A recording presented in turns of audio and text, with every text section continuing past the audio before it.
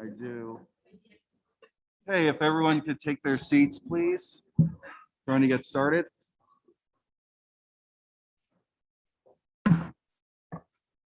Nice. I'd like to call to order the regular meeting of the Morristown Township Board of Education. It's called to order in conference with the Open Public Meetings Act with adequate notice provided as follows. Notice filed with the Courier Post on July 1st, 2021, and also filed with the Burlington County Times on July 1st, 2021. May I have a moment of silence, please?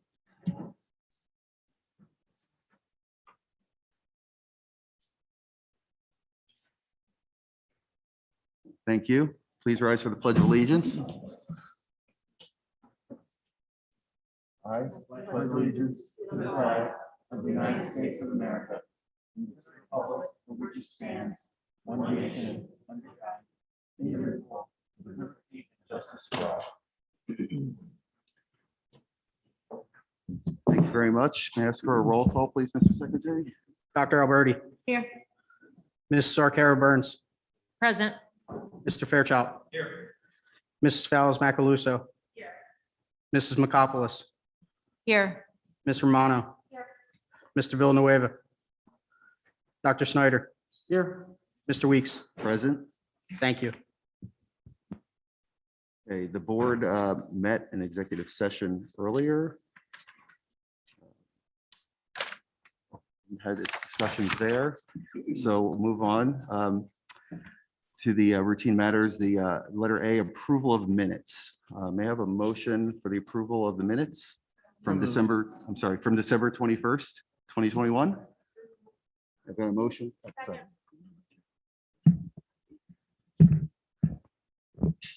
Okay, hearing a motion and a second. Are there any comments? Questions? Okay, I'd like to call for a vote. All in favor? Aye. Any opposed? Abstentions? Okay. Okay. Those are all noted. Okay, are there any communications for the board? Yeah, I wanted to share that for New Jersey School Boards Association, all of the January, February meetings are going to be virtual. And for any board member during those virtual meetings especially, but anytime, you can attend any of the county meetings.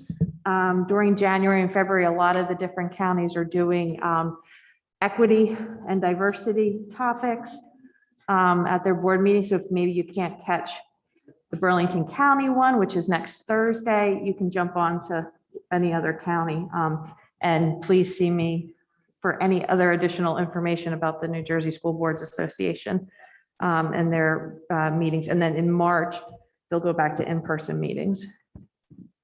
Great, thank you, Mrs. Romano. Any other comments? Can from I the ask a board? question on that, Karen, Lauren?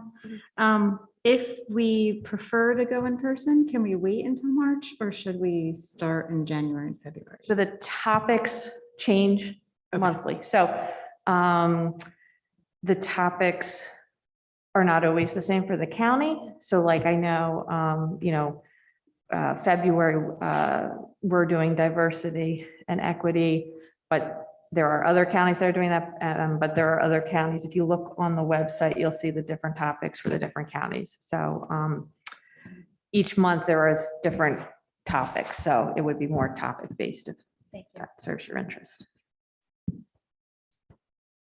Thank you. Anyone else? Okay, moving on. Okay, that makes some more people arriving, helps with my next statement. I want to extend a thanks to all of you in person and those of you online tonight who are taking the time to attend this meeting. It's extremely important to me, as I know it is to the people joining me here on the dais, that the public have the opportunity to gain a better understanding of the operations of this organization. We want to provide deeper insight into the why behind the decisions and provide additional transparency into the processes. Over the coming weeks, I will be working with the rest of the board and the administration to continue to improve the ways that this forum can be used to provide better information and understanding. While I don't have anything to announce tonight, I do want everyone to hear that we've heard you and we are working on it. I also want to thank Mr. Volpe and the rest of his administration for all the work they are doing to keep our students in school and learning and keep their learning at the forefront. We have seen many challenges over the past 2 years, and I know that everyone is working to put our children first and to care for those that care for them. There is still more that could be done, and the leadership of this body will endeavor to do that. However, I know that working together, we can continue to find ways to move forward. So thank you, and let me turn it over to Mr. Volpe for his remarks. Thank you, Mr. President. And before I get into some of my prepared remarks, I wanted to take a moment to thank not only the community in general, but thank the wonderful students of UES who recently invited me to their school to interview me for what they have is Tiger TV. And an interview with me was broadcast to the entire student body today. And I think most of the students who did not know what a superintendent was now know at least what a superintendent is and will say hello to me in the hallway. So thank you, UES, for welcoming me. As far as being a parent or community member, since the start of the pandemic, it can be quite confusing in understanding how public schools are making decisions relative to the public health crisis. As I had mentioned at a previous board meeting, our schools continue to take a process-based approach. While guidelines and news from the CDC garners national headlines and is usually the first thing you see on a news broadcast, that information from the CDC must first go to the New Jersey Department of Health for their review and possible guidance. The New Jersey Department of Health then will inform the New Jersey Department of Education, and they will put out further guidance and interpretation for schools. We, as a school district, then work with our County Board of Health to implement that guidance as it has now been vetted through all the proper channels.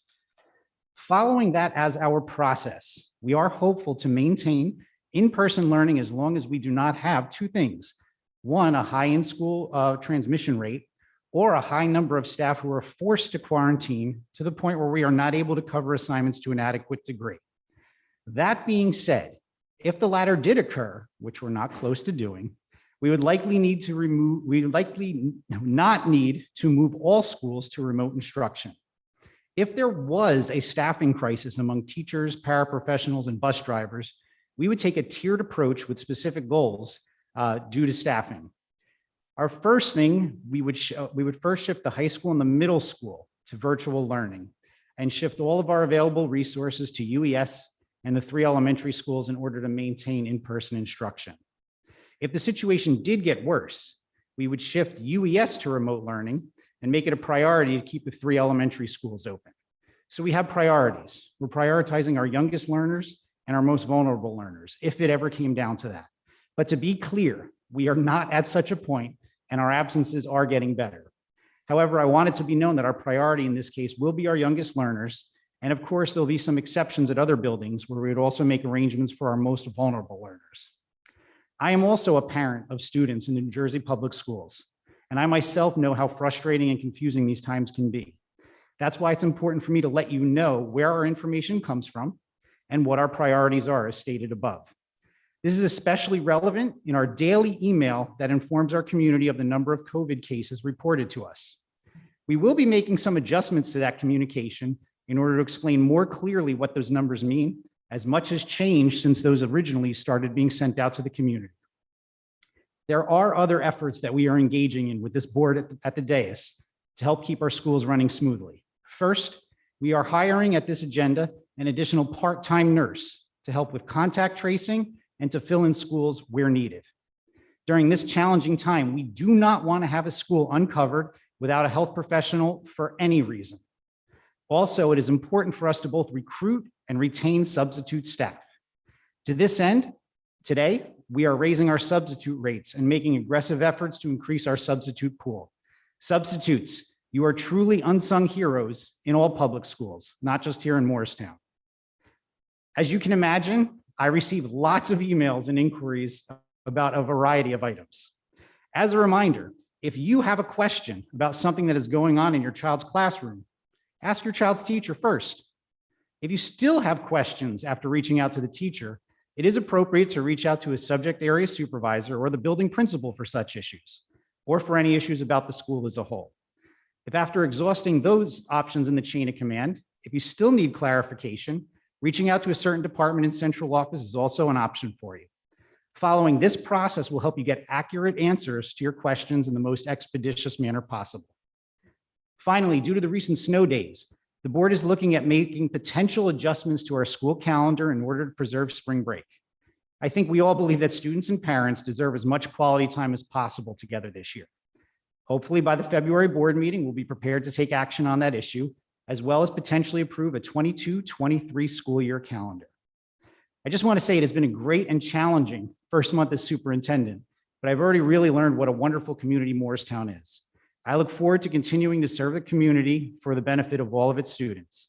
And for those of you who are at home and anybody who's not listening to me, after every board meeting, I will be sending out copies of my report either by letter or some other way through School Messenger. So not only does the board hear this, or the people in attendance hear this, or the people online hear this, but even those who aren't listening right now will get this information and messaging too. Thank you so much for a great start. Today is actually my 1-month anniversary of being superintendent here. And without any further ado, I'm going to turn it over to Dr. Karen Benton, who is going to be giving us a brief presentation about our Start Strong state assessments for this year.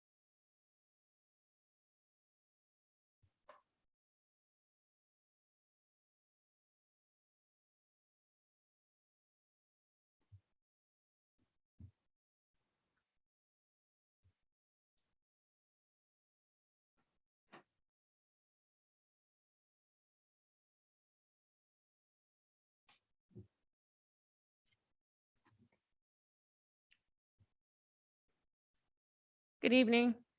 Our presentation tonight is to share with you student performance on the recent Start Strong assessments and to provide some information about this one-time assessment and how the data will be used. Because state testing was canceled for the last 2 spring administrations, all districts were required to administer a one-time Start Strong assessment this fall to satisfy the federal requirement to administer general assessments in ELA, mathematics, and science for the 2020-2021 school year. In other words, the assessments that occurred in September, October made up for testing that we missed last year. This spring, however, the summative NJSLA assessments in English language arts, math, and science will be given for the first time since spring of 2019. And then, as I had mentioned last month, the state has also announced a new test for 11th graders called the New Jersey Graduation Proficiency Assessment. That will be one of the tests that can be used to meet the graduation assessment requirement. As determined by the U.S. Department of Education, the administration of Start Strong satisfied federal statewide assessment requirements to administer general assessments in ELA, math, and science only for last school year.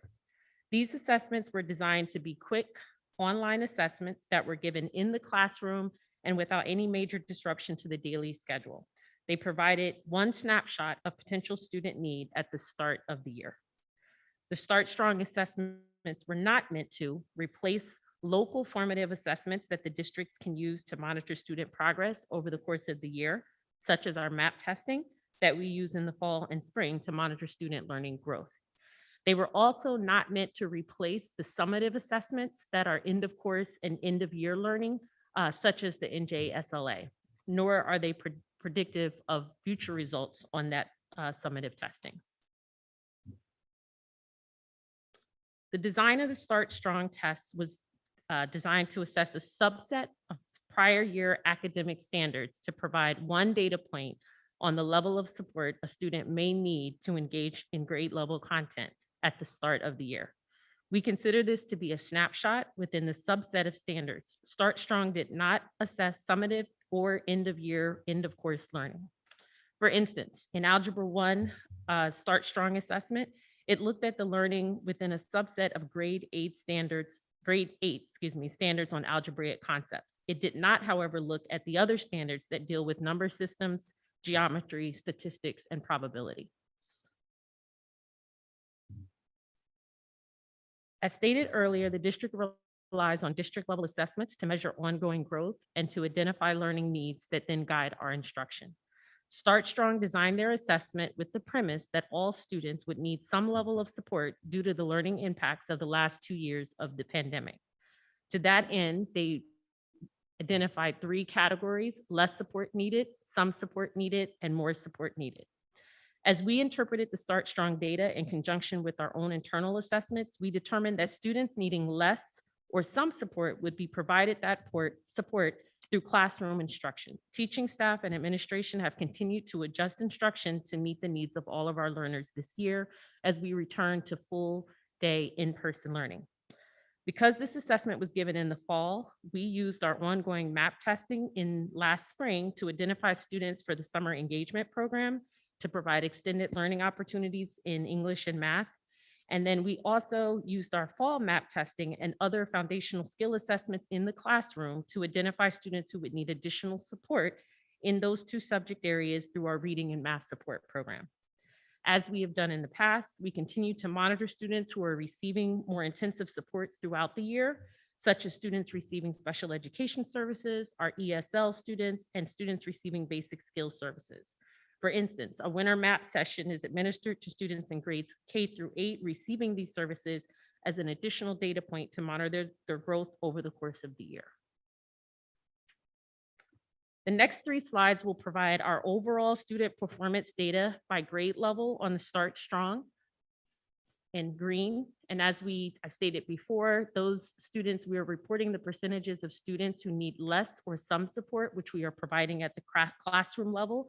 Those not represented on these slides would be those students that through other measures we've identified for additional, more intensive supports. What we do see is that the disaggregated data by grade level for subgroups of students by race, socioeconomics, and those receiving special education services and English language learners in math and in science. And the subgroup is the total of our total population, which I've listed the percentages that were within our total student population here. Because our ELL population is so small, 1% of our total student population, there are less than 10 students in each grade level, and we cannot publicly report out on that data to protect individual confidentiality of scores. Similar to the subgroup map data that I shared in December for ELA and math, we are seeing that some of our most vulnerable groups of students have been most impacted by the pandemic learning disruptions, and this follows trends that we see nationally. As stated, some of our subgroups represent small percentages of our total population. For example, only about 10% of students are economically disadvantaged here in Morristown. Because of the small number of students demonstrating higher needs across the district, we are able to identify those students who are not demonstrating growth toward achieving grade level standards and provide appropriate intensive supports. So to end, I want to talk a little bit about some of the considerations that we looked at as a district when looking at the Start Strong assessment data, as well as all of our other data that we collect. Similar to one is that the district considered the continuing impacts of COVID-19 on learning and classroom conditions as students transition back to full day in-person learning in September. And as I stated, the Start Strong assessments were given right at the beginning of the year in September and early October.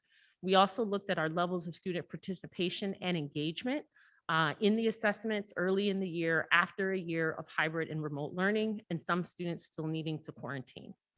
Another consideration is that districts were advised by the Department of Ed not to compare individual student scores or school performance of the Start Strong data to any other state level data that we've had in the past, nor to try to use this to be predictive of how students would perform in the future. Additional considerations is that the Start Strong assessment, again, is one of several district data points we use to support our district level curriculum planning and identification of how we should be adjusting our instruction, evaluating the scope and sequence of our courses and our content delivery based on the distribution of student support needs, as well as providing professional learning for our staff as they continue to differentiate and scaffold instruction to meet need. We also use this as opportunities to have conversations with parents where their child may need more support as we continue throughout the school year. So as I stated at the beginning, when we looked at the Start Strong data, we saw it as a snapshot of where students were at the very beginning of the year. Overall, we felt like that was too late for us to take a look at our students. And so we've been looking at the data in terms of our map data and what we have seen in the classroom over the course of the last 2 years. And we've been making those adjustments over the course of time. Thank you.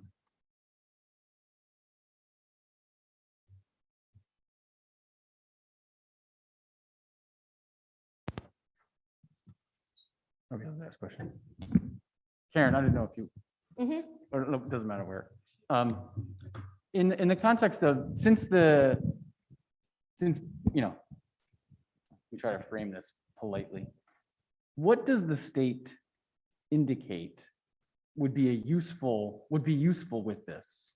Like, I'm trying to grapple with the idea that this is a one-off assessment of unvalidated items that you're not supposed to use predictively and don't necessarily extrapolate to anything. So the teacher in me is just trying to understand what a rational person would use this. So I guess another part of the question is, does it tell you anything by grade or by ELA, science, or math? Does it tell, did you and your team see anything that was like, oh, that's not what we've seen with MAP or teacher reports or anything like that? So I'll reemphasize one point, which was that this was a requirement to meet our federal accountability state testing requirement from last year.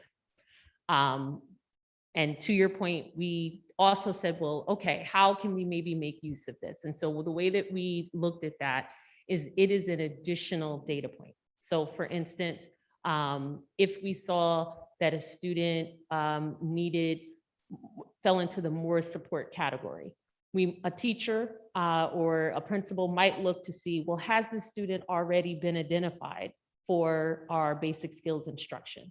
They might look at how is that student doing in class? How are they meeting the grade level expectations for this year? Is there a need that we're seeing? So it's one data point, but we also are relying much more heavily, I believe, on all of our other data points that we collect daily, weekly, routinely throughout the course of the year. So in that regard, I think maybe it could identify a few kids who somehow we had not identified, and it would cause us to ask the necessary questions to see if that student needed support. In most cases, I think we've already captured the students who need support because, as I said, we've been doing regular monitoring within our classrooms all along. And is there any indication that this data would ever be revisited in any way? I mean, so obviously going forward, the state testing will kind of be back on track, especially this spring. It's just kind of a one-off. Right, and that's okay. why I use the word snapshot. That's really how I'm looking at it. Any other questions? Yes. Okay, thanks for that. So it's a data point, I understand that, but I think other data points show us that universally, all students are experiencing some level of learning loss. And you mentioned these three categories. Makes total sense that those identified as needing more support have tailored and individualized support. But under the presumption or the data proven assumption that all students have either less support or some support needed and are suffering from learning loss, what are the things that we are doing to address that in classroom in either a top-down way or on an individualized basis? Because you said for those students who aren't suffering from as severe of a gap, it's happening in the classroom. So what does that look and feel like? And is it applicable to all students across the school, the class, the grade? How's it, what's the catch-up plan? Yep. So I think teachers are doing what they've always done, which is to assess at the individual student level and then address the needs within their differentiation and their scaffolding of instruction within the classroom. So for example, I might, in a math lesson, build in certain kind of diagnostic type of assessments, which might not be like a quiz or a test, but it could be an activity, right? In order to be able to assess the prerequisite skills that I know a student needs going into this next unit or lesson or chapter at our secondary levels, for instance. And if I found that there were either individual students or maybe the students as a whole were not, say, as strong as what I might have seen in previous years, then teachers will make adjustments to their instructions in order to reteach, reinforce prerequisite skills while at the same time teaching the grade level content. And that's something that teachers always do. Yeah.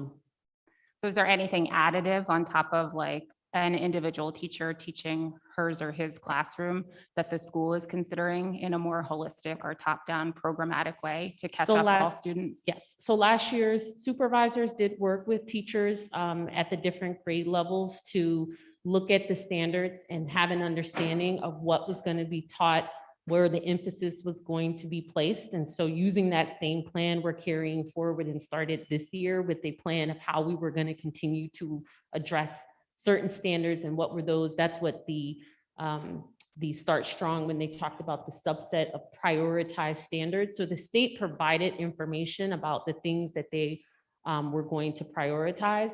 And so districts were able to make informed decisions about what things they were going to emphasize, with the reality being that with our abbreviated schedule last year, there may be some standards and some content that we needed to cut.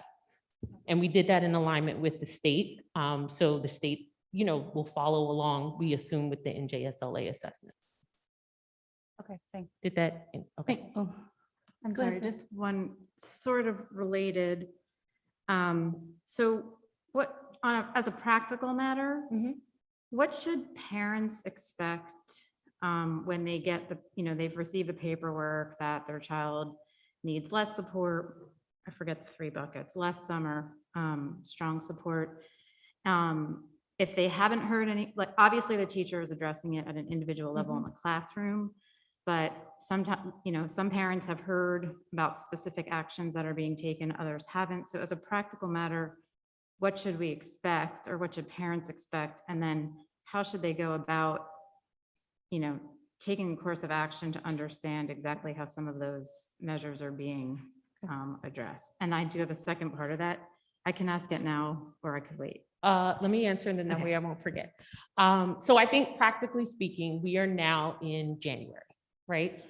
So I think regardless of this one snapshot that we took back in September, teachers have a very good understanding of where students are at this time in the year.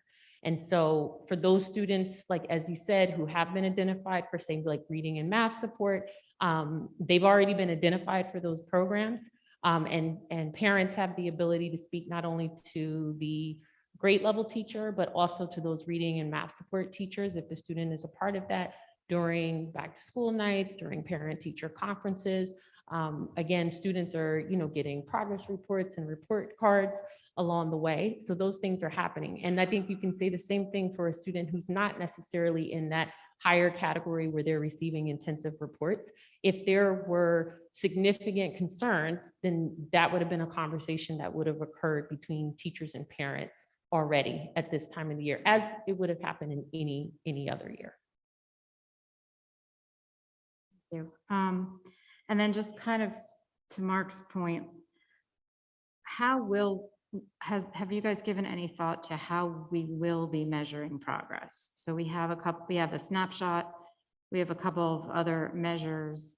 How can we start to feel, a little bit more, I don't want to say confident, because we all know that everyone's working hard to get our kids back on track. But how do we start to really see where maybe the gap starts to widen, and what types of metrics are we looking at to be able to do that? Or they start to close, not widen? So I Sorry. think throughout the year, what we rely on the most in terms of identifying, and we use what we term as a growth model, right?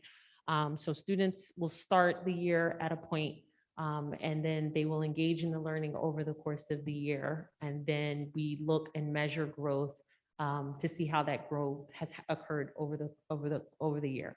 So we do that with our MAP testing, again, spring and fall. And then for students who are receiving more intensive services, we do a winter session as well. And then we also have what we've always used as the classroom level formative assessments, right? That measure growth, especially in areas where you should see progressive learning in terms of a student's ability to read and write. And we will use foundational skills assessments, for instance, right? To see that a student's independent and instructional reading level progresses within a range that is considered grade level, right? And if not, then we identify those students to get additional support. Thanks, Dr. Benton. And first, I want to start by appreciating your diplomatic handling of the question about why are we giving this test? As someone who has been involved in testing for some time, hopefully everybody can read between the lines that this was done to satisfy a federal accountability requirement.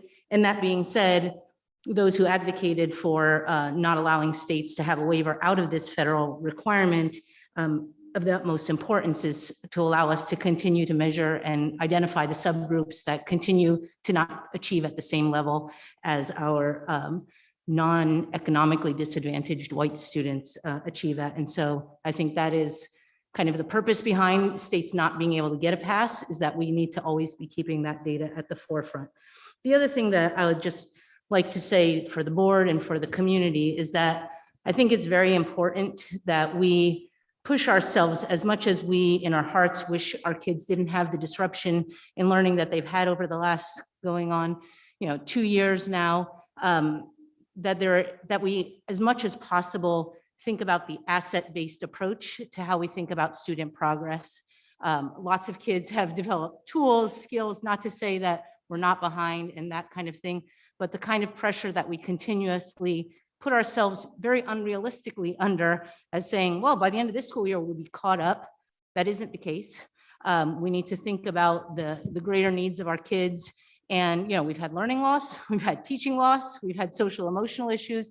But I think when we think about what research is showing as most needed to move our kids forward and our teachers forward in this environment, our parents forward in this environment, is a much more realistic asset-based thinking about, instead of thinking about what do our kids not know when they come to our classrooms every day, what do they know? What are they showing? How can we build on that?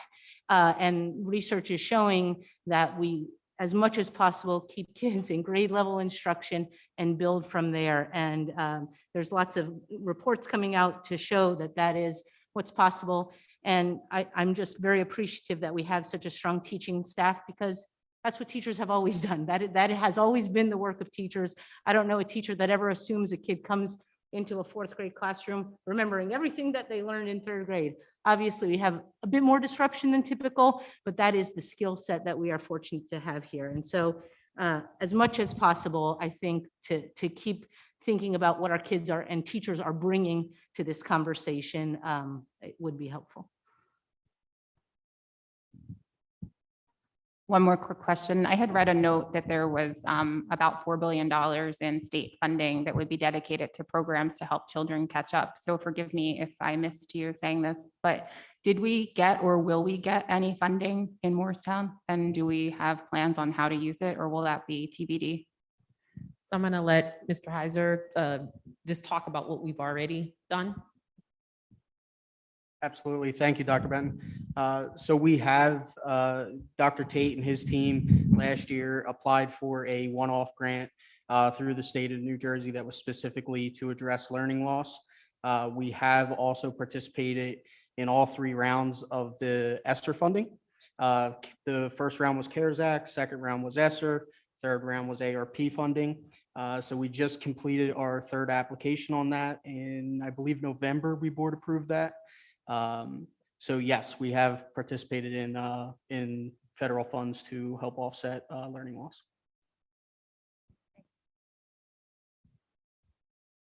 Did we want to talk about kind of what some of the uses of that were? Or? I would love to know that, how you use it. I was going to follow up offline, but if you want to give some big ticket examples, that's great. Or if we could just figure out how to get more transparency into how it's utilized at some future time. Sure, absolutely. So some of the uses of those funds, we hired basic skills instructors. We hired a mental health professional. We allocated certain funds to professional development, certain funds to supply allocations.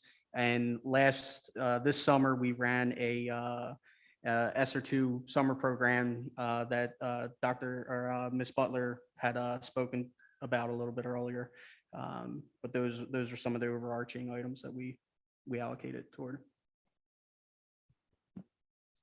Any other comments or questions from the presentation? Okay. Hearing none. Thank you, everybody, for the robust discussion and living up to the expectation I set that we would have those robust discussions. So thank you all for that.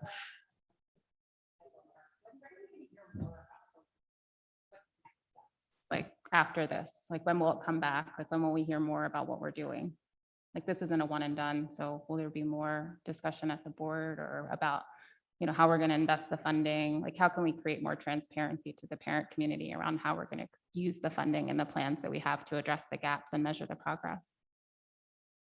So, yeah, while Mr. Volpe is getting his mic on, I'll say, I think it's, it's something we're going to do each board meeting. Okay, great. Mr. Volpe and I have talked about, and we're going to continue to talk about how we can bring these discussions to the fore. I think it's great to have these conversations about this. So I also think that board members in between meetings will be informed through committee level meetings, curriculum and instruction in particular, if we're looking for these things. And of course, then we can also report out in our minutes what is taking place at those committee meetings. So the work of the board for the public isn't just when they sit here at the dais. We're frequently meeting in committees to discuss some of these issues, and then we can report out afterwards as well. okay, so now continuing to see the effects of our efforts with learning. Let's hear from our student government representatives. I think we usually start with the senior class. Would you like to come up, Ms. Herron? You're great right there. Great. Hi. Hello, everybody. My name is Claire Hearn, and I am the senior class liaison to the board. I would like to start by welcoming the new faces to the board. Nice to meet you. When I was in the car on the way heading here, my dad was like, "How many meetings do you have left? You got to do a countdown." So I think this is my 6th last one. So I'll only meet you a couple more times, but welcome. And tonight I would like to talk about updates on the senior trip. Our final deposit was due on the 7th, and I think I told my dad on the 10th, but we did pay it and it was fine. I was just talking to Miss Nissen about it, but we're staying at a new place this year. They stayed at it last year too, but it's different. We're not staying on Disney, we're staying at Universal. So it's our Universal senior trip. But it's right near the water park and it's supposed to be super fun. So only good reviews. I'm really excited. And it's a lot sooner than I think because it's almost April. And it's the first week of April will be our trip. So that's something I look forward to. Today, not student council related, I had my first mock trial scrimmage, which went super well and it was so exciting. There's still a lot going on in the high school outside of student council and the music fest or in the music concerts. There's constantly clubs buzzing around, debate clubs and mock trials. So watch out for that. And also as a part of a student council initiative related to MLK, each grade was tasked with coming up with service projects. So the senior class, we came up with a book drive with the organization Book Smiles based in Cherry Hill, I believe. Not to toot my own horn, but I love the book drive idea. I think it's really good. My favorite place in the world is Barnes and Noble. I just like love walking around and looking at all the books. And I know that not everybody else has the same opportunities that I do. I absolutely love buying and collecting books and reading them less. I love reading the backs of books. It's so fun. The smell, oh, it's amazing.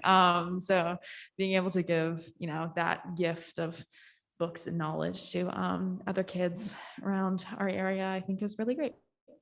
And I will hand it off to Lucas. Thank you. Thank you. Hello, I'm Lucas McGill. I'm the junior class Board of Education liaison.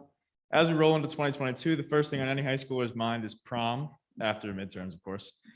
Student council and our grade level advisors have been hard at work locking down things like venue, date, and we got the DJ from last year, which was a huge hit, and much more. This year's prom will be at Crown Plaza in Cherry Hill on Friday, May 13th. Friday the 13th. Now, the more superstitious among us might not like that, but rest assured, we've gone to great lengths to make sure everybody will have a great time. To start the new year off in a productive manner, as Claire mentioned, each grade level will be running a service project for the high school students. The junior class will be coordinating a prom dress drive in which students are encouraged to donate old prom dresses to less fortunate communities around us. As of right now, we're hoping to hold the drive in conjunction with an organization called Becca's Closet. We've signed up to begin a chapter at the high school, which will be completely student run. The drive will start on March 14th, so that there's ample time for prom, before prom to collect them. And that's everything I have for tonight. Thank you very much and have a nice evening. I'll hand it off to Bob. Thank you.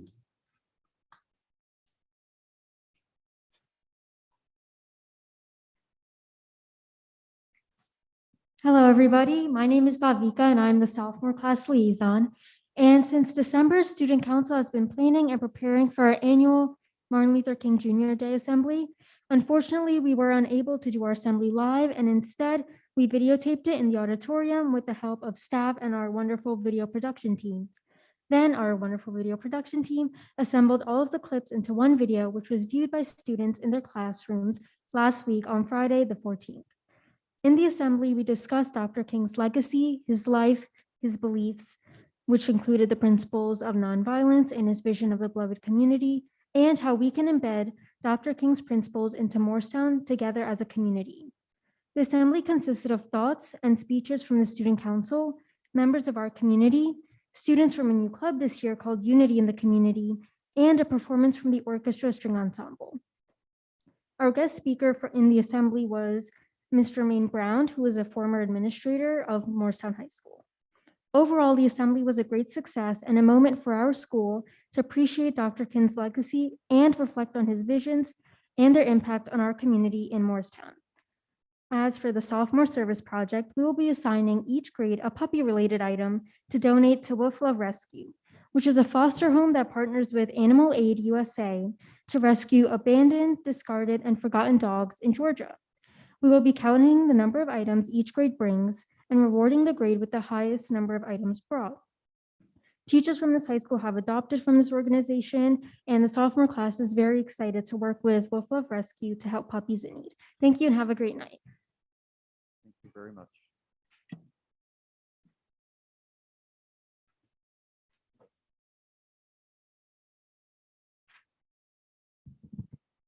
Hi, everyone. My name is Yvette, and I'm the freshman class liaison.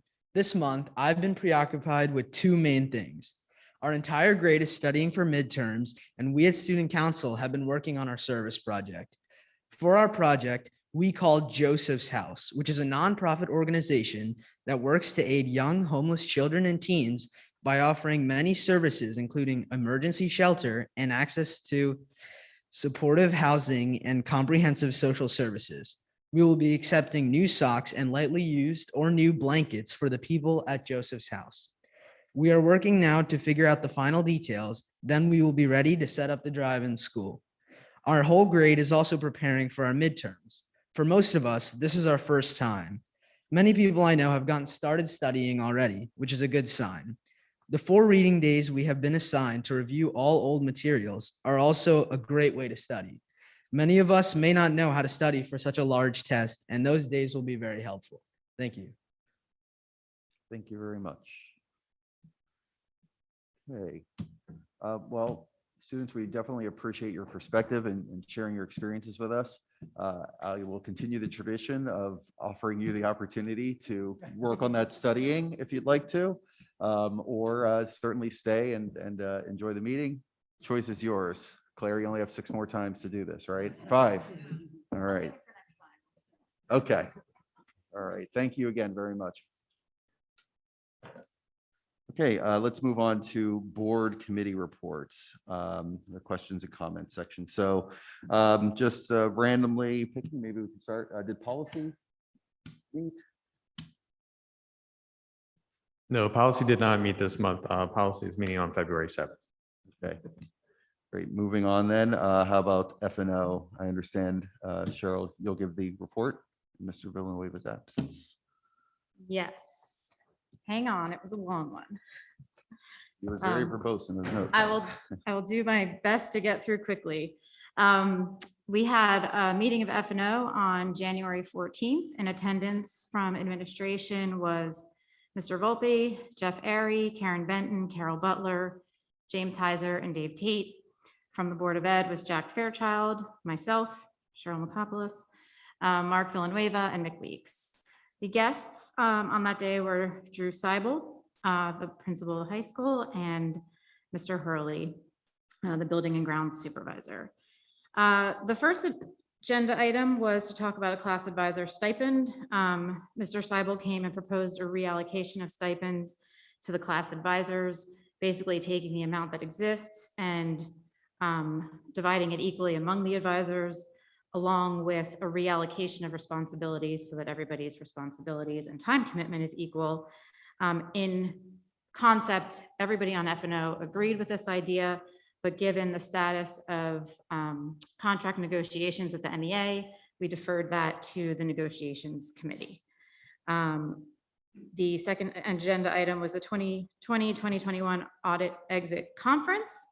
Try to say that 3 times fast. It will most likely be held in February. We talked about the state safe return plan update that was previously approved by the BOE and was resubmitted at a 6-month interval as required by the state. No changes were made in the submission, and the committee discussed some potential changes for the next 6-month submission. We talked about the New Jersey Clean Energy Program and admin building roof. The administrative building roof is at the end of its life. There's leaks. So they're evaluating a grant. Actually, I got that backwards. Give me a second. So we're evaluating a grant through the Clean Energy Program for LED, HVAC, and boiler project at admin building, which needs to be replaced. The grant funds 70% of that project. We are simultaneously evaluating the roof replacement due to the fact that the roof is at the end of its life. And it was discussed that that money would come from capital reserve.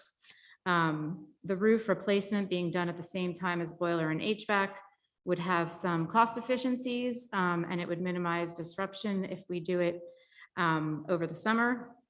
And the roof replacement, the estimate for all of that is about $250,000. It would take about 3 to 4 weeks. Bids are going to go out in March for this project. Mr. Heiser advised that MTPS has been identified for desk monitoring for the federal funds. The reason that we were so lucky to be chosen was that the federal government wants you to submit for reimbursement of these funds on a more frequent basis. I think it's monthly, James. We are trying to be efficient and not submit every month. So we submit at longer intervals. And then as a result, we got flagged for monitoring. So it was the pacing of reimbursements that caused that. We had a discussion with Mr. Volpe about the impact of snow days on the 2021-22 calendar. The committee discussed the impact of the 2 snow days we've already had and potential resolutions. We have 182 days built into what's required of 180 days. So we agreed that at this point, the least disruptive route, and Mr. Volpe kind of alluded to this in his opening remark, that what we think is least disruptive is to just cut down to 181 days. And then if anything happens that we have more snow days, we'll have to reassess the calendar and make a different decision. We also talked about the fact that Juneteenth is now a federal holiday. This year, graduation is on June 19th. The committee agreed that for this, we will not move graduation because there's just a lot that impacts that decision. So we agreed as a committee that we would, some general ways that we can acknowledge Juneteenth this year. I also think that, Carol, I think you said that Juneteenth is going to be observed the 3rd Friday of every year. So going forward, that will obviously be addressed in the calendar, and it will give consideration to graduation for that, and that will be the discussion of future board and administration discussions. We also had a discussion about school nurses, and there's been a couple of situations, one in particular that Mr. Volpe ran into where we were short on a nurse at UES. They weren't staffed. So the administration requested a part-time nurse and per the MEA contract. So we agreed to this estimated expense of $35,000 because we all agreed that the kids shouldn't be in school without having access to a healthcare professional. The administration also proposed an hourly rate for current nurses to work up to 5 hours a week outside of their contracted hours for contact tracing. Mr. Tate went into some detail, Dr. Tate, I'm sorry, went into some detail about just how much time the nurses are spending outside of the school time to make sure that people are getting contacted as soon as they need to be. These things sometimes happen late at night. And he was referencing an experience where he spent almost 2.5 hours just trying to get stuff done. So we really wanted to make sure that the staff is being compensated for that time that has to take place when it has to take place. The committee discussed staffing shortages due to call outs and fill rate challenges with respect to substitutes. We definitely know that we need to attract more substitutes. And there was a discussion around increasing pay rates The committee evaluated various options that were presented by Ms. Butler and Mr. Heiser. And the committee supported an increase in the daily sub rate from $90 to $115 a day. This also is already calculated because of the challenges we've had with staffing through substitutes. This money is already within a budget line item that was allocated that was not being fully used. So this will not be incremental to this year's budget. Mr. Hurley and Mr. Heiser gave an update on cleaning issues. They both talked about how there have been some improvements since last month, but not unlike many businesses right now, our vendors continuing to have some issues with staffing. There was a very brief cursory discussion around the Moorestown Mall development in connection with the township's fair share plan. There was an estimate mentioned that the school-age children in these units is projected to be about 65 in September 2025. And Mr. Heiser also talked about the bus location for the students in this area. This was a very early on discussion, so I suspect there will be more discussions about that. We also discussed tuition rates for 2022-23. Administration proposed a pre-K increase from 3,500 to 3,600, full day kindergarten from 4,000 to 4,100, and then a $10 increase across the various options for summer enrichment. There will be no increase for EDC. And I don't have the date of the next meeting. Any questions?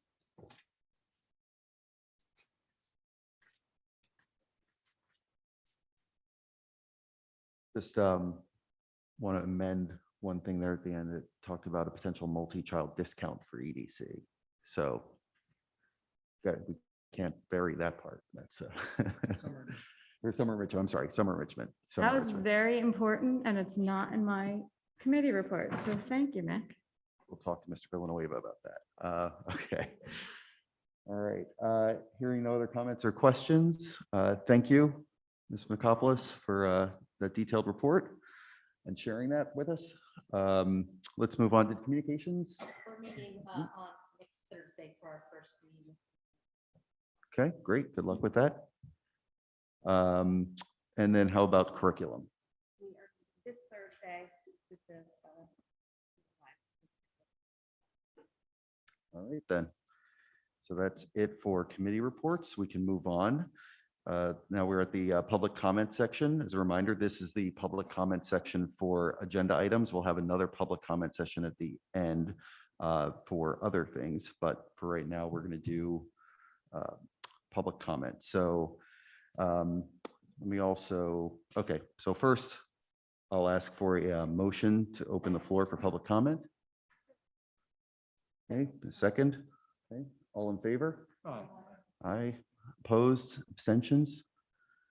Okay, so this is again, public comment on agenda items. As we move into public comment, please come up to the mic. Please state your name and address. You'll have 3 minutes to speak. As you know, this isn't necessarily a question and answer period. It's always best to follow up with an email. Please do not address board members individually, and please be respectful when making public comment. So would anybody like to come to the mic?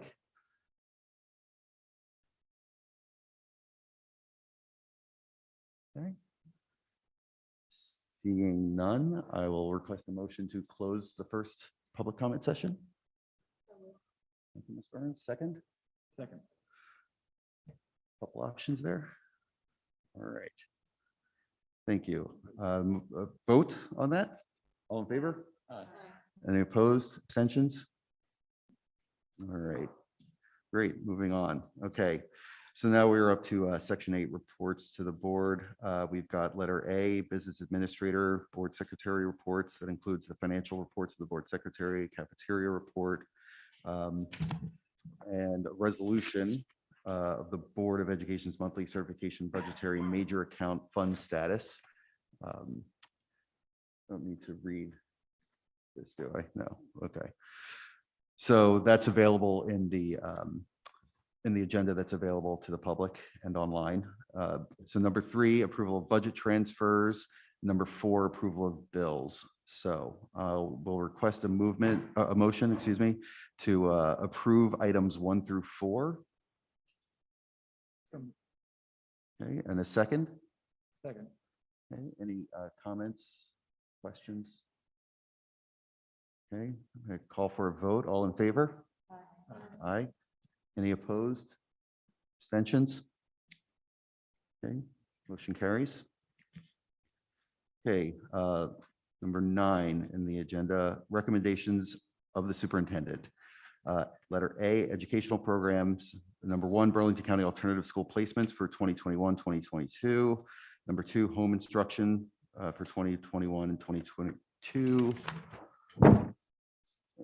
Special education out of district placement for 21, 22 school year, homeless placements for the same period, and consulting service agreement. May I have a motion for the approval of items 1 through 5? Thank you. Second? Any questions, comments?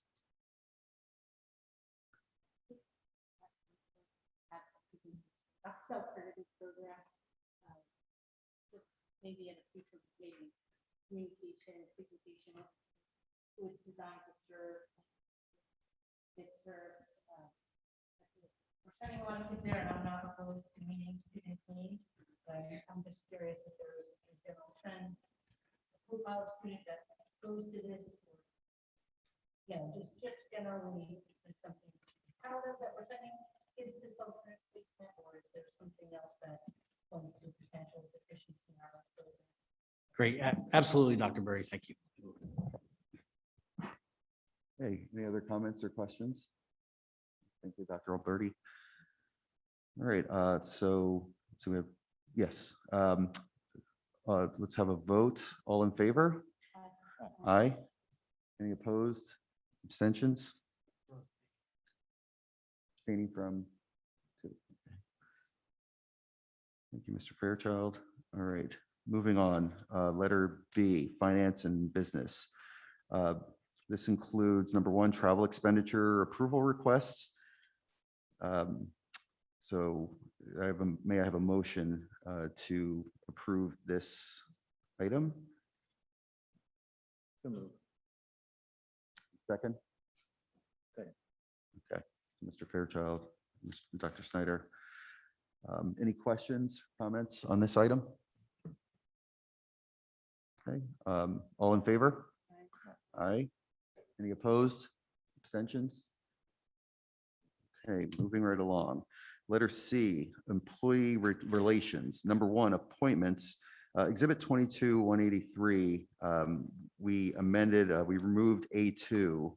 We amended that in executive. So moving forward with it in that format. Number 2, extended pandemic hours, contact tracing. Number 3, administrative leave. Number 4, change of start date. 5, leaves of absence. 6, movement on the salary guides.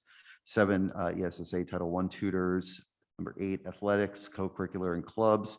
Number 9, resignation. 10, substitutes. 11, substitute rates. 12, the creation of a position. So may I have a motion for the approval of items 1 through 12?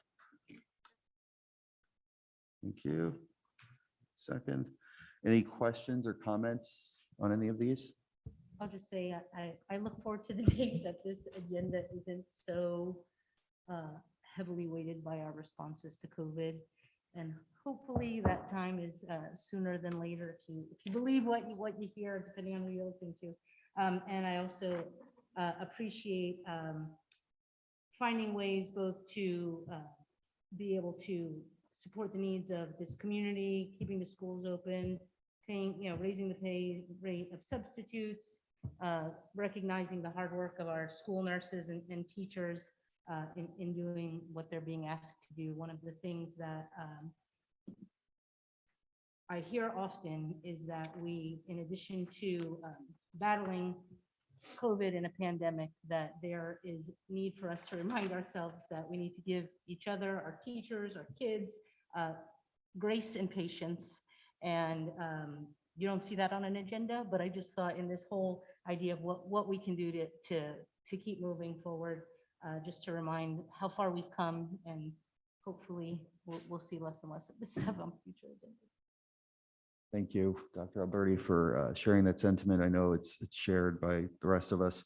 And I think it is important to take a moment as we go through these procedural motions to kind of step back and recognize really the context that we're doing it in. So thank you. I really appreciate that.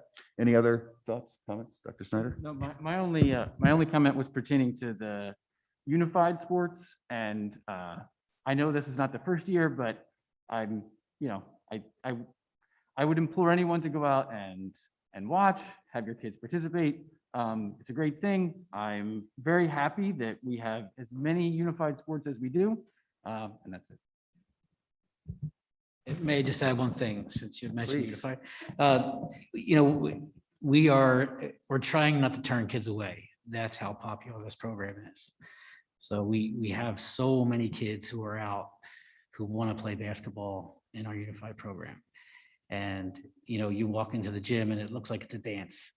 That's how many kids we have. So it's a great thing. It's grown.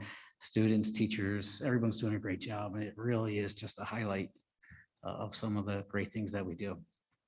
I know it's my pleasure, and I'm sure the pleasure of the rest of the board, to support another facet of our excellence in this district. So thank you for that.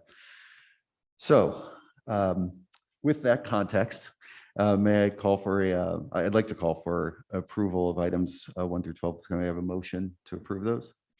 Oh, did I do that? I did that. We do have a. Roll call. I'm sorry. I was so excited. I wanted the motion again.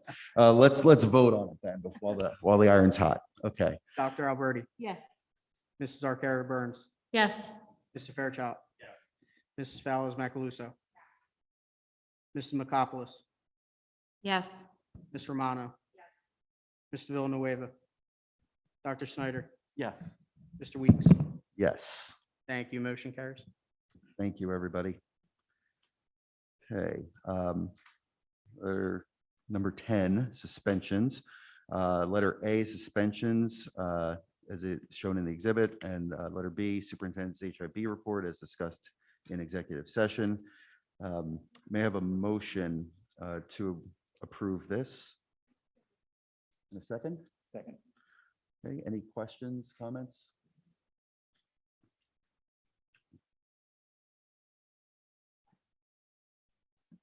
Okay, sure. Thank you. Dr. Snyder reminded me to remind everybody that these are HIB cases that were discussed in the last executive. So for the new board members, you weren't there for that discussion. So just in case that changes how you vote. Right.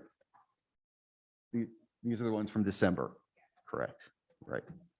Okay. So now we have the motions. And now we'll go for the vote with the anticipated outcome. So all in favor? Aye. All opposed or abstentions? Abstention. I'm going to abstain. All right. Great. Okay, thank you. That motion carries. Number 11 is informational only, or enrollment information. We're up to letter B, any old business? Okay. C, any new business?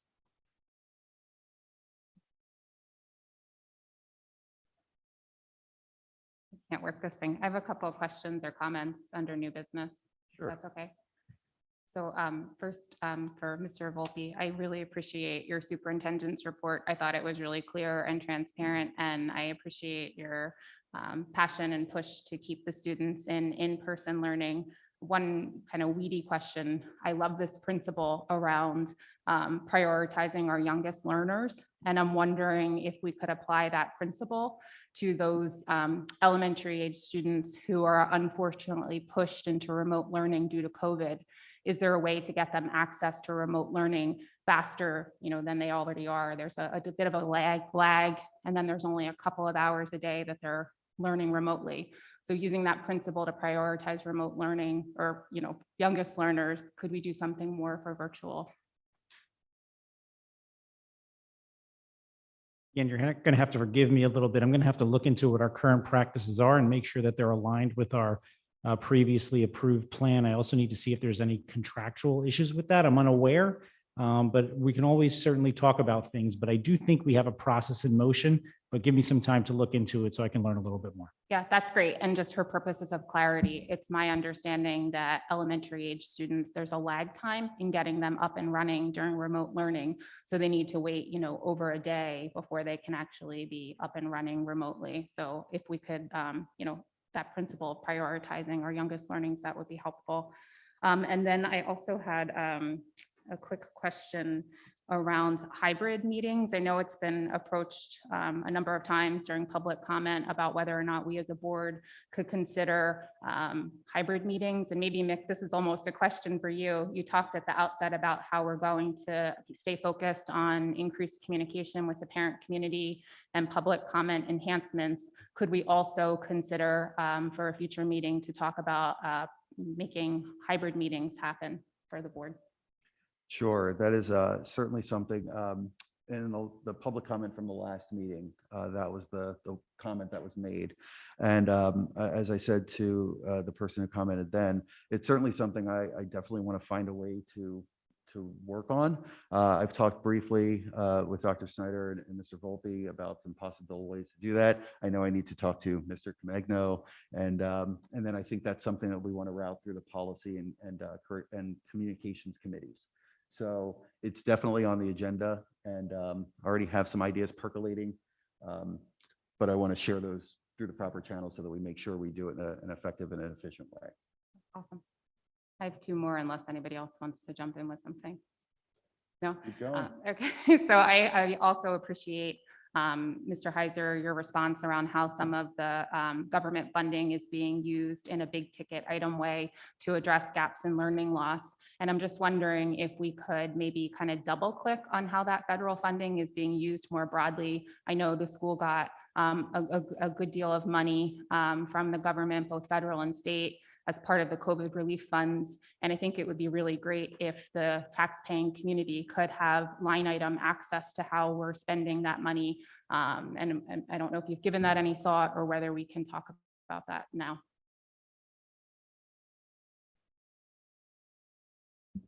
Sure, absolutely. Just to clarify too, we haven't received those funds. Federal funding is on reimbursement basis, so we have to spend the money first to receive it.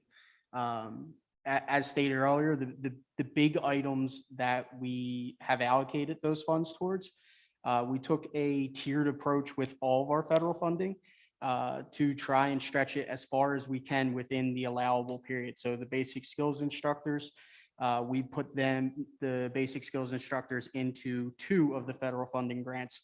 One, to have access to the basic skills instructors in this year, but also to retain them for next year as well. We did the same thing for our mental health professional. Some of the other items that are included in those funds, I can certainly report on those to the full board as well as to the Finance and Operations Committee. These have been reviewed by our Finance and Operations Committee in the past before submission of the grant, and the board has approved them for us to submit those grants. But it's all related to either COVID-related supplies or supporting our students with learning loss. Mr. Heiser, actually, speaking of those applications, would those be helpful in understanding it? And if so, where are those available? Yes, so the applications are electronic. They are online. I can print those off. They're a few hundred pages, and if you want some light reading, you are more than welcome to do so. But the budget summary is the helpful piece, and it will speak to exactly what I just said, which is the basic skills instructors. And remember too, there's a piece of that that's benefits too. So the benefits of the instructors are also paid by the federal grant. So it's that, we have a couple of BCBAs as well through contracted staff. We utilize Brett Denovi here. So I can absolutely provide the budget summaries though. And just one other, before you ask your last one, just one other, I don't want to miss any chances to give accolades to our excellent business administrator. It was mentioned before in the F&O committee, that we're slow on requesting reimbursements. And the reason for that is because we actually manage our business well enough that we have the float, we have the cash flow to be able to do that.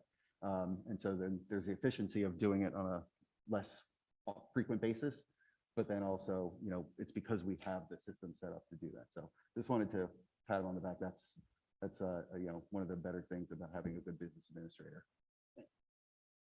Great. I'll end on a lighter note. Also probably for Mr. Volpe. I'm hoping we're turning the corner on COVID as well, Dr. Alberti. But, knowing that the summer months and spring months are coming very soon, are we doing anything to creatively plan to maybe get the children outdoors more? We'll probably be in a situation where they'll have to still socially distance at lunch and other places. So have you, in your new superintendent role, given any thought to creative things like tents outside that would allow the children to spend more time outside versus, for example, in the cafeteria? That's just an idea, maybe other ideas that you might have too. Sure. An easy answer is no, I have not yet done that at this time. I'd like to engage with my principals about any decisions that would be made with that, and I'd be happy to report out once those decisions have been made. In general, too, we want to flow ideas through committees as well, just so that everybody kind of is aware of that and can know it once we are at the dais. But short answer is no, I don't have that yet at this time, but it's something we can work on.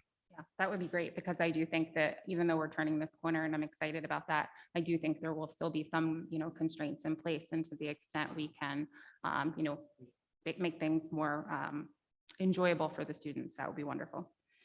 And just to follow up on that too, our Finance and Operations Committee has explored that in the past.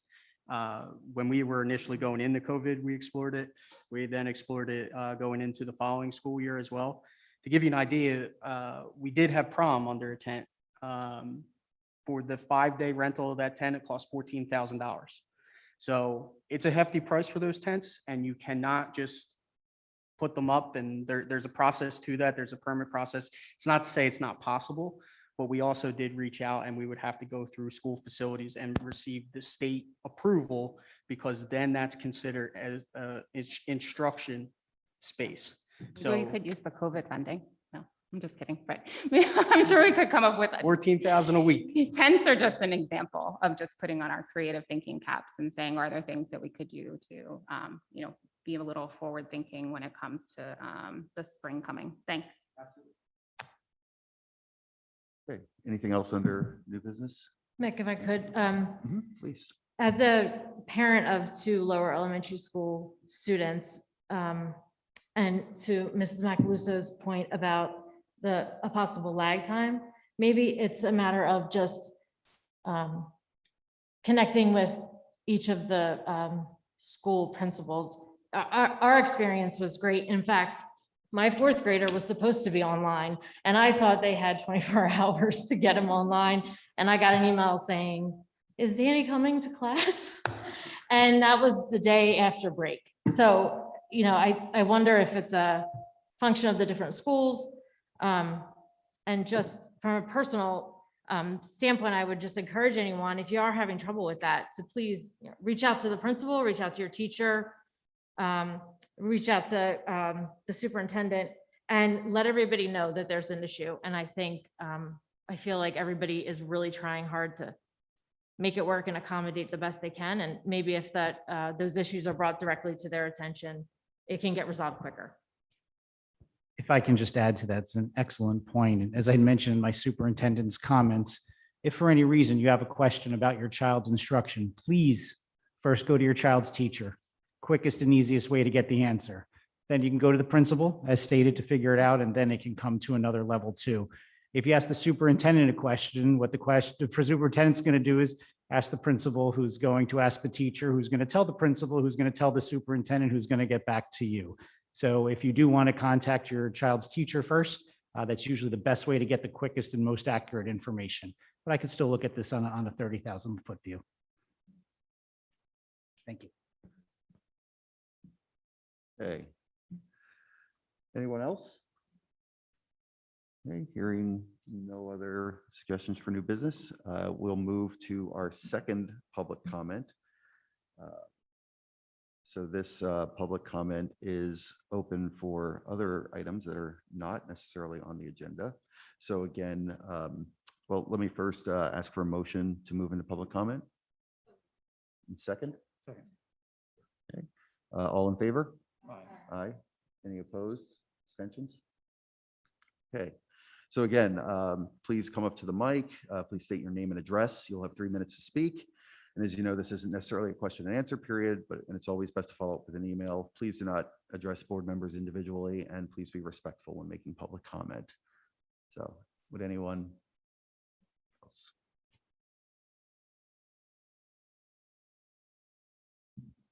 How you doing?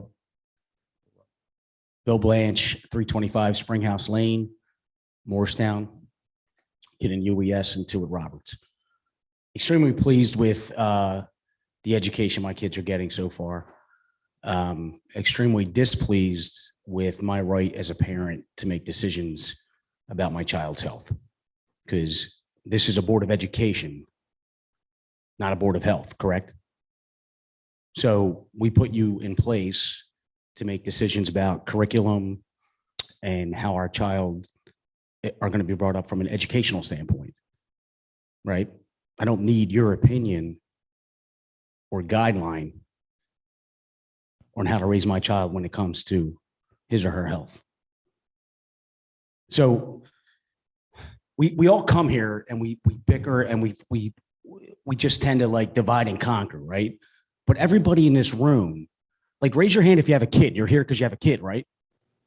Are you an American? So we have stuff in common, right? We just might disagree on whether we think it's right for our kid to wear a mask or not, but we're passionate about our children. It's one of the reasons why we're all here. We love our kids. We want what's best for our kids. We just might have different viewpoints, and that's okay. Remember, that's okay. It's okay to not disagree on everything, to disagree and come to a happy medium. My point is this, and this is not a threat. This is just a comment. I want to know who's going to be held accountable when we find out that wearing masks long-term is going to be not only physically hurtful to our kids, and I'm going to submit a video that will help you realize this, because then you'll be in the know. As far as breathing in too much CO2, and then mental health. I mean, guys, I've seen it with young kids that are afraid to like go shake hands with each other now. We're building the wrong environment for our kids. And the definition of insanity is doing the same thing over and over and over and expecting different results. We got to change up the format here. Allow parents to make decisions for their own children's health. Okay? If I don't want my kid to wear a mask, I think that's my right as a parent. Kids aren't spreading this disease. Okay? And if you think your mask works, wear it. I don't think it works. And I'm going to submit a video to everybody on this board and Mr. Volpe, to you as well. And I hope you keep an open mind, because again, I don't think any parent in this room has their rights. You might agree with the decision or the executive order, right? You want to wear a mask? That's great. But guess what? You lost your rights as an American. Like, you didn't decide whether your kid had to wear a mask. You might be in favor of that. The executive order told you you had to do that. I think we need to come together. We got to stop dividing each other. And I don't want to beat up the board, because again, my only problem with the board is this. If you're going to follow a guideline, okay, not a law, a guideline from the CDC, and accept money, ESSER 1 and ESSER 2 funds, of which I think is close to $800,000 now that Morristown has accepted, for my kid to wear a mask because you accepted those guidelines. I'll be done. I understand. I get it. But let's open it up to allow the parents to make decisions about their kids' health. You are a board of education. You're not a board of health. We got to put things back into perspective. And I think if you have children on this board, you would tend to agree with me. Because again, we have more things in common than you think, right? That's why we're here. We might disagree, whatever it might be. It's okay to disagree, all right? That's it. Thank you for your time. And again, Mr. Volpe, I will submit a video to you that I think will help open your mind. There's doctor after doctor after doctor saying masks are not good for people and for these children as they grow. I mean, mental health is going to be severe when we get 5 years down the road. I'm fearful of that for my children. So I hope you keep an open mind, and thank you guys for your time.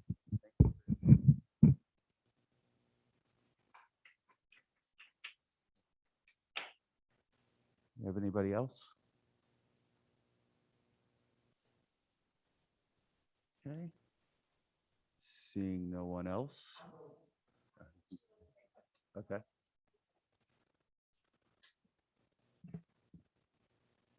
Hello, Dawn Lusner, 19 Windermere Drive. I just want to reiterate the tent point. My niece and my nephews go to Delran High School. They've been using a tent since the pandemic. So I don't know, maybe they bought it, but they go outside for lunch and it's been great for them. It's been great for their mental health. Speaking of mental health, would like to repeat that, just any of these policies that we come up with, to please consider mental health. These kids are struggling outside of school. I personally know several people in therapy now that would have never been in therapy, young children. A senior at Delran High School committed suicide 2 weeks ago. So just really keep that in mind. And I know that the masks, if they can be optional at some point, that would be amazing. I'm a spin instructor at Lifetime. I teach fitness classes. We're not wearing masks at Lifetime. There's no outbreaks. There's no crazy things happening. If you're healthy, take care of yourself. Be mindful. If you're sick, stay home. If you're not sick, go about your life. It's over. It's time to be over. The last thing I would like to say is, again, the discrimination between the vaccinated and the unvaccinated students and the quarantine policy is super maddening.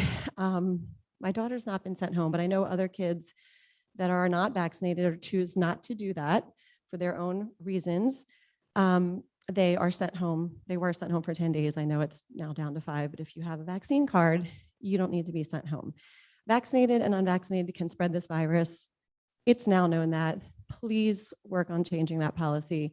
The amount of times that some of children I know are being sent home over and over, the second they come off quarantine, they're exposed again at lunch. Some of these kids have already had COVID. They're not going to get it. It's just really, really maddening. So please stop discriminating vaccinated, unvaccinated with these quarantine policies. That's it. Thanks for your comments.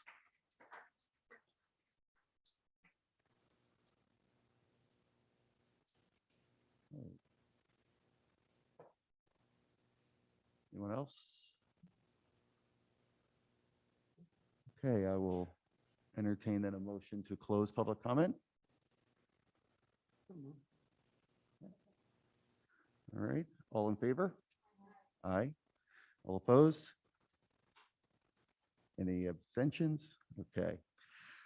Okay, I'd like to request a motion to adjourn. Second? Second. All right, all in favor? Aye. Any opposed, abstentions? All right. Thank you, everybody. Appreciate your participation and have a great evening.